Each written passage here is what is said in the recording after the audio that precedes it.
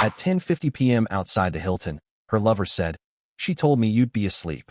My fiancé stepped back and said, "Guess he woke up." I already had. I used to think people only get that gut feeling in movies, the kind that crawls under your ribs and tells you something's wrong before you even know what it is. That night, it started with a half-asleep text from my fiancée, Harper. She said the charity dinner at the Hilton was running late and that I shouldn't wait up. I stared at that message longer than I should have. There was nothing suspicious about it on the surface, but something in the phrasing, the way she wrote, "Don't wait up," instead of "I'll be home late," felt like a pre-written excuse. I tried to sleep anyway, tossing under the ceiling fan until 10:30 p.m. before finally grabbing my keys. The Hilton was 20 minutes away, near the riverfront, the kind of place where valet attendants wear gloves and the cheapest wine costs more than my car insurance. I told myself I just wanted to surprise her. Maybe bring her a coffee, say hello to her coworkers, play the caring fiancé. But deep down, I was driving to prove something to my own nerves. The parking lot was half empty when I pulled in. The lobby lights glowed warm through the glass, but outside, the air was sharp and quiet. I spotted Harper's blue sedan near the edge of the lot, under a flickering street lamp. I remember that detail because it made everything look staged, like I was walking into someone else's story. A man was leaning against her car. Dark jacket, rolled sleeves, expensive watch flashing under the light. He was too relaxed for a stranger, that kind of posture people have when they've been waiting for someone they know. I slowed my steps, not sure if I should call her name first or just keep walking.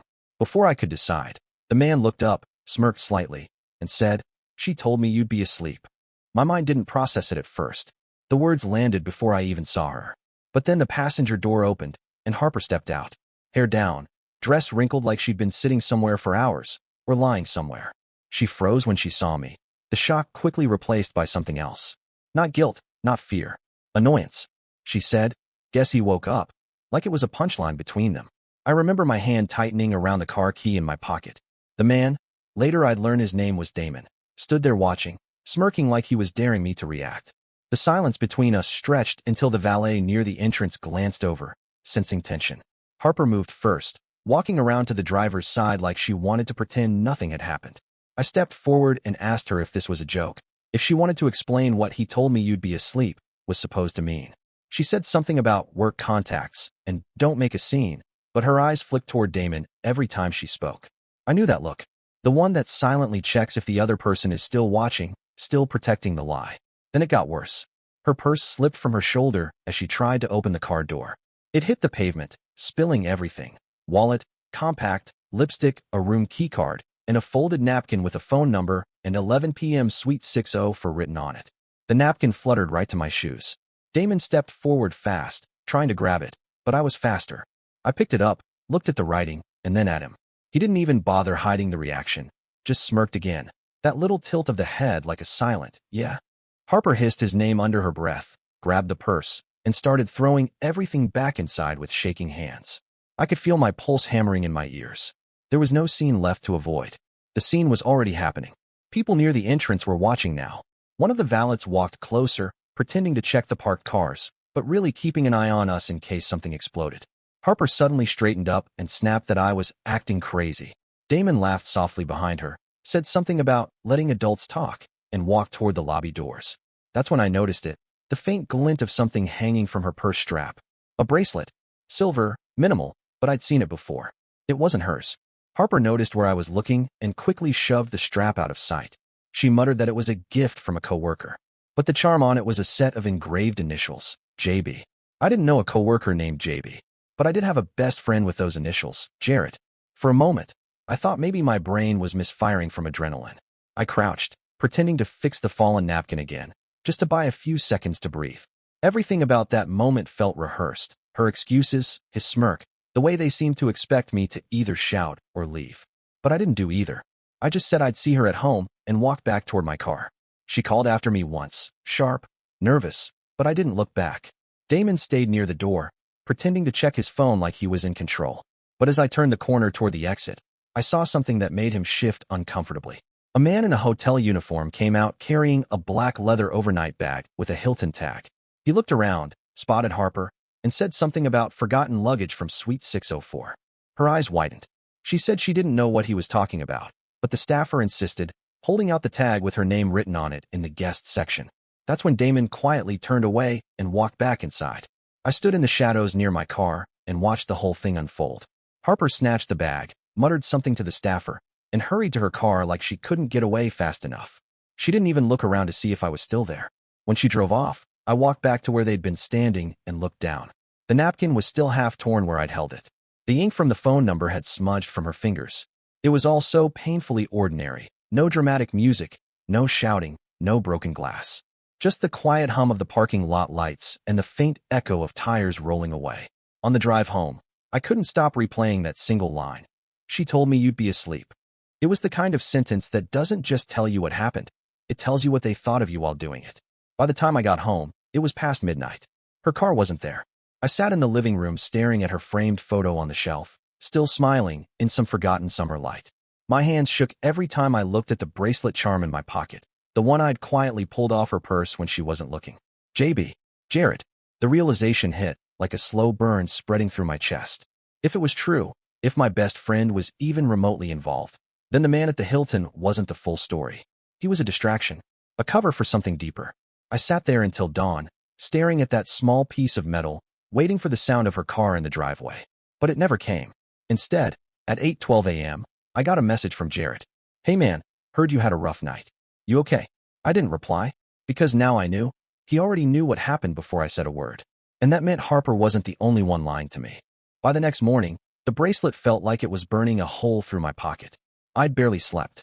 Every time I closed my eyes, I saw Harper's face under the streetlight. Not the shock of being caught, but the irritation. The expression of someone inconvenienced, not guilty. When she finally came home around 9, she looked perfectly composed. Same outfit, same makeup, hair freshly brushed like she'd gone somewhere else to clean up. She tossed her keys on the counter and started talking before I could ask a thing. She said her work contact had dropped her off, that she was sorry for how it looked, that she didn't want to embarrass me in front of donors. The words flowed too easily, like lines rehearsed in a car mirror. I listened quietly, my hand still in my hoodie pocket, feeling the edge of that engraved charm. When she paused, I asked her who JB was. The silence that followed was microscopic, but loud. She said, "You mean the bracelet? That was from the silent auction. Jared actually bid on it for his girlfriend." The lie came out without hesitation, clean and practiced. But there was one problem. Jared didn't have a girlfriend.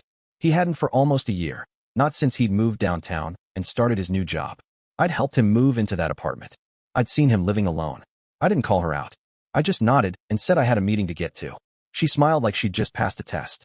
That afternoon, I drove straight to Jared's office, a tech company on the 5th floor of a glass tower near the waterfront. He greeted me like nothing had happened. The same easy grin, the same clap on the shoulder. We'd been friends since high school. I knew his tells. He had won when he was lying. His left eye twitched almost imperceptibly. And when I asked about the Hilton charity dinner, it twitched. He said he hadn't gone. He'd been working late.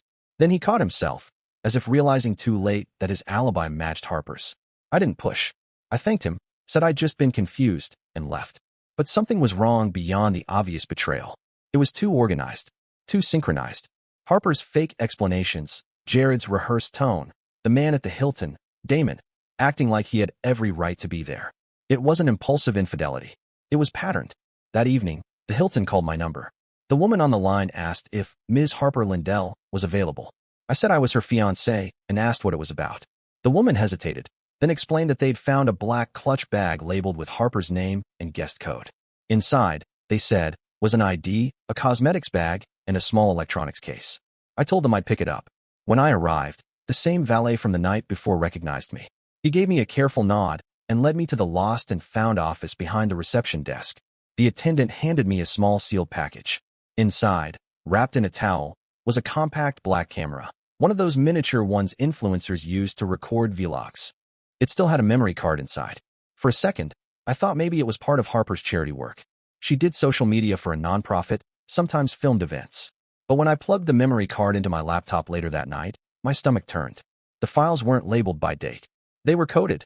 HL_604_1.mp4, HL_604_2.mp4, HL_604_3.mp4. The first one was shaky, showing the Hilton suite. Champagne on ice, petals on the bed, curtains drawn. A man's voice said something about privacy. Then Harper appeared, laughing softly, camera tilted just enough to hide the man's face. The second video was worse. Different angle, same room, her voice whispering something I couldn't hear clearly, then a flash of a wrist. A bracelet. The same one. By the third video, I stopped watching. My chest hurt like someone had punched through it. But as I went to close the folder, I noticed something odd.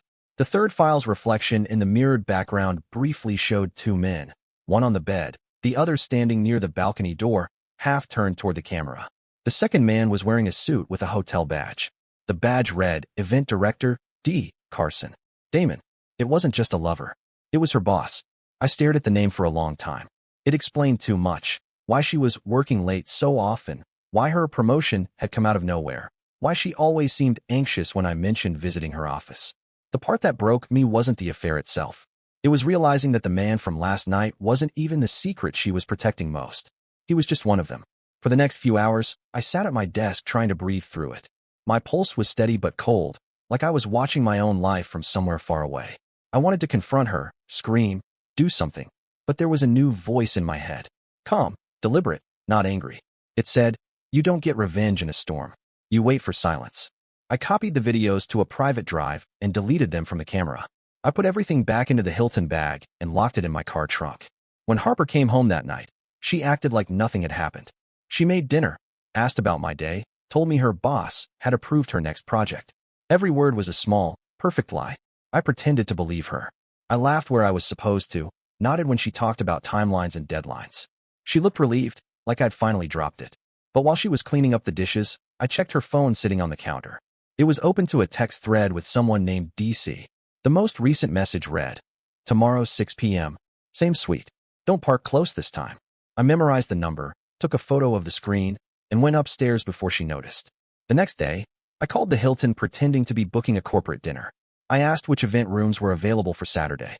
The woman on the phone said most were full, except Suite 604, which was blocked for internal use tomorrow evening. I asked who it was reserved for. She hesitated, then said it was for the Hilton's event director and an external media contractor named Harper Lindell. That confirmed everything. By then, the puzzle was complete. Jared's initials on the bracelet weren't random. They were a message. Jared knew something. Maybe he'd been involved. Maybe he'd tried to warn me. Either way, Harper had woven her entire life around lies, overlapping them until no one could tell where one ended and another began. But now I had her schedule, her accomplices, her room number, and the one thing she didn't know I had, her recorded proof. I decided I wouldn't just confront her. I'd let her destroy herself. So that evening, I booked the very same suite for the following weekend under my own name.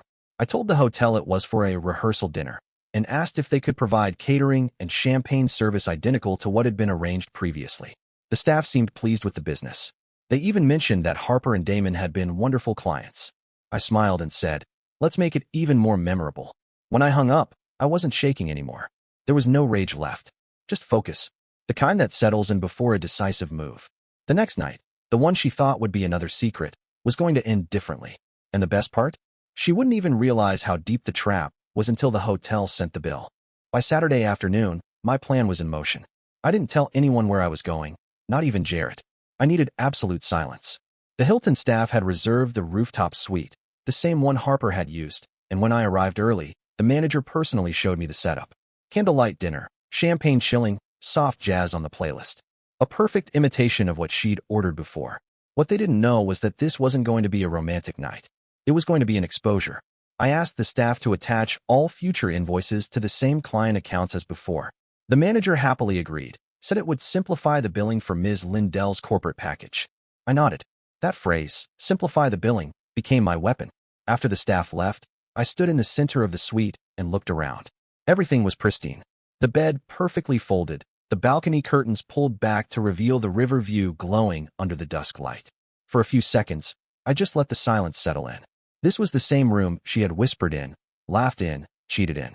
The same space that now smelled faintly of lavender and guilt. I took out the memory card again and played one of the videos on my phone. It wasn't because I wanted to. It was because I needed to remember the tone of their voices, the rhythm of the lies. It helped me see them not as people I once loved, but as characters in a story that had already written its ending. The first call I made was to Jared. He didn't answer at first, but eventually texted back. What's up? I wrote, need to talk about Harper. Hilton. Now. He replied 5 minutes later. Can't. Busy. Everything okay? That busy told me enough. I knew where he'd be. At 6 p.m., I sat in the Hilton cafe downstairs, pretending to read the newspaper while the elevator cameras recorded people coming in and out.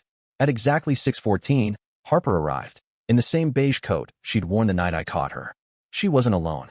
Damon walked beside her, his hand resting casually on the small of her back. They passed the reception desk laughing, checked in at the counter, and took the elevator up. I waited 5 minutes, then took the next one up myself. When I reached the suite hallway, I could already hear muffled voices from inside. The door was slightly open. I pushed it gently until it clicked. The music played softly from the speaker system, the same playlist I had requested. I stood in the shadowed entryway, invisible behind the partial divider. They were both sitting on the couch. She was holding her wine glass, telling him something about the campaign launch and how no one suspects anything. Damon chuckled, leaning back like a man who thought he'd already won. Then, my phone buzzed in my pocket. The sound was faint, but Harper turned. Her eyes narrowed slightly. Damon frowned and asked what it was. That's when I stepped out. They both froze. For a second, no one spoke. Then Harper's expression flickered between shock and anger. Not fear, just annoyance, the same as that night outside. Damon stood up, ready to say something, but stopped when he saw what I was holding, the black Hilton bag. I placed it on the coffee table and said, "You forgot this." Inside were copies of the videos. A flash drive labeled Suite 604. Damon's jaw tightened.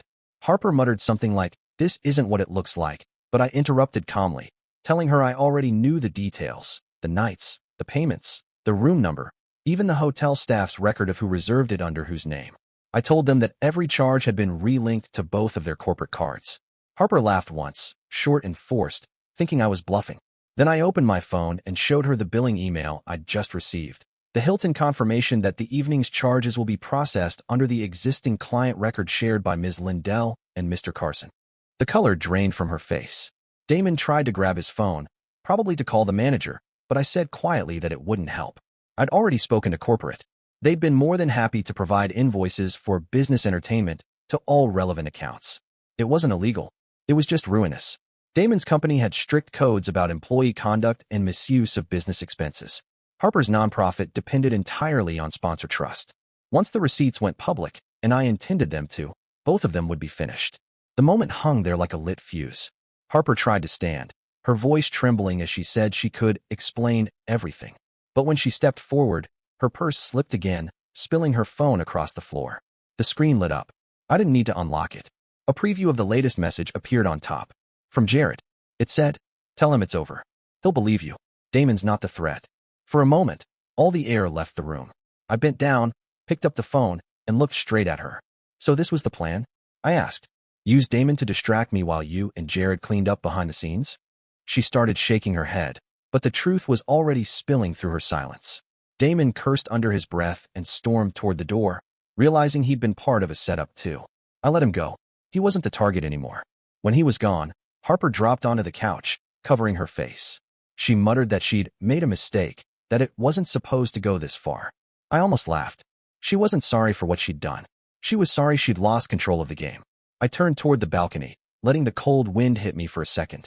The city looked peaceful, boats gliding along the water, distant music from the riverside bars.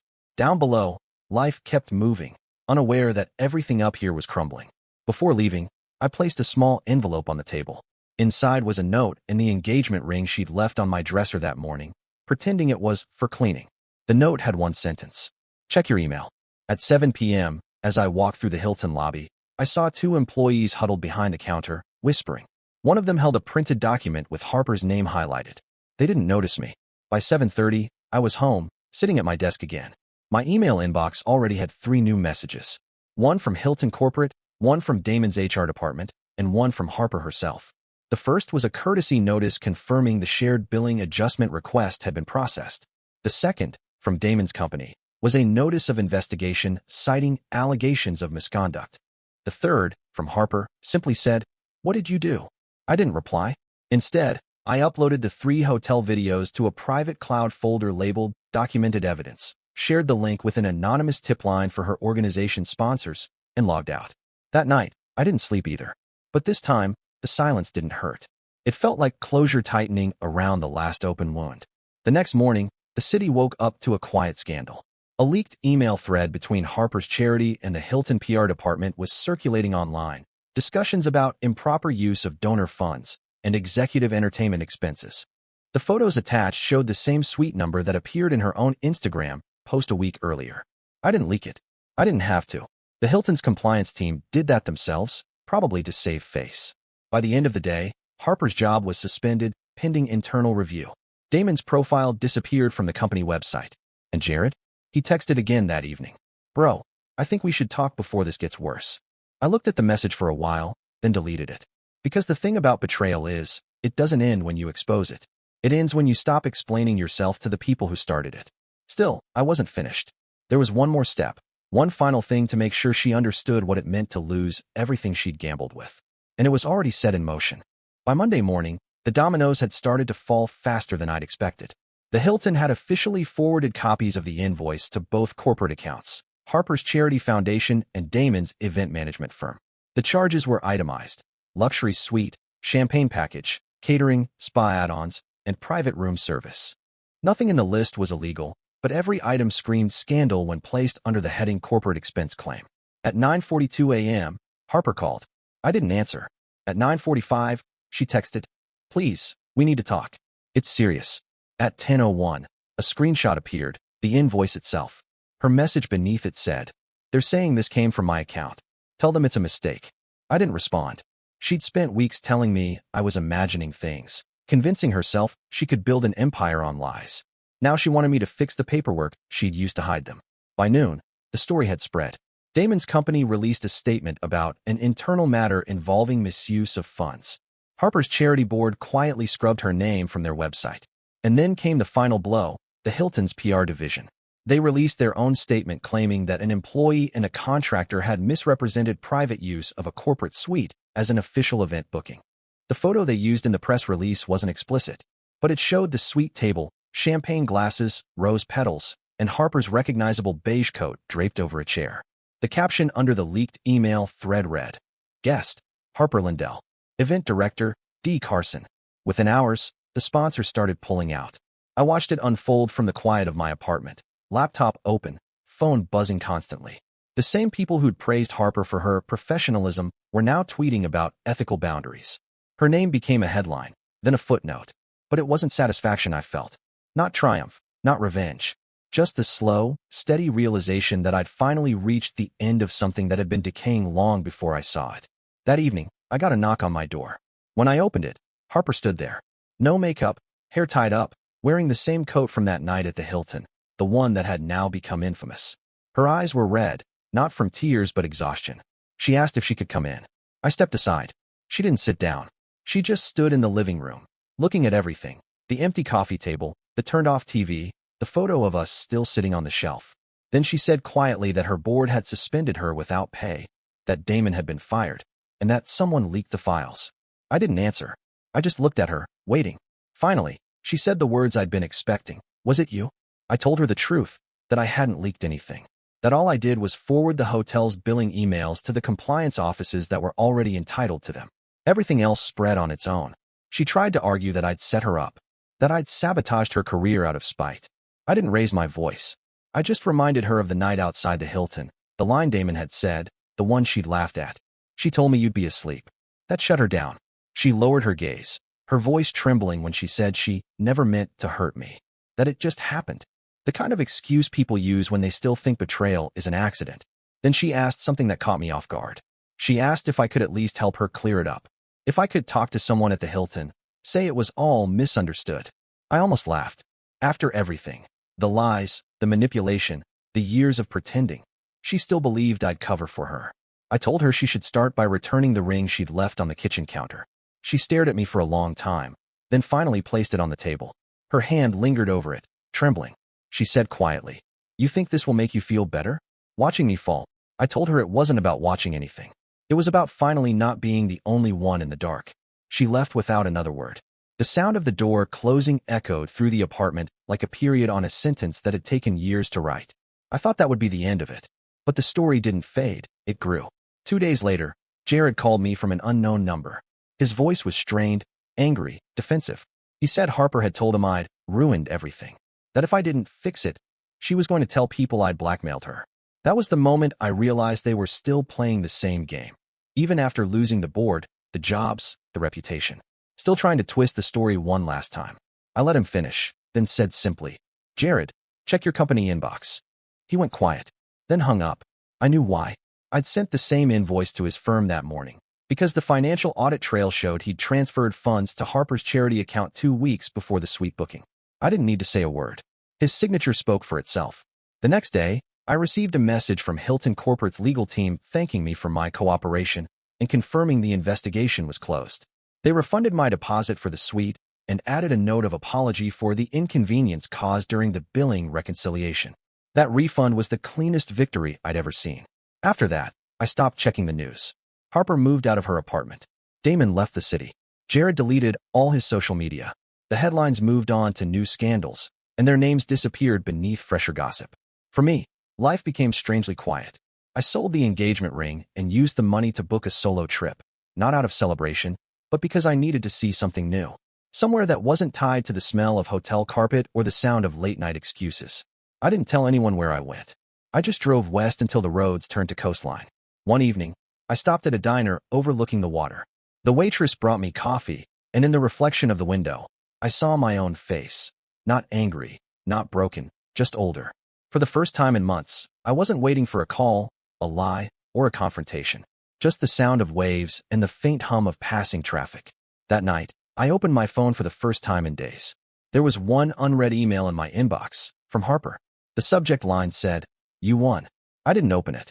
I deleted it, closed the phone, and watched the ocean swallow the last of the light. Because it wasn't about winning. It never was. It was about finally letting the truth exist on its own. No lies, no cover stories, no rehearsed apologies. The world had handled the rest.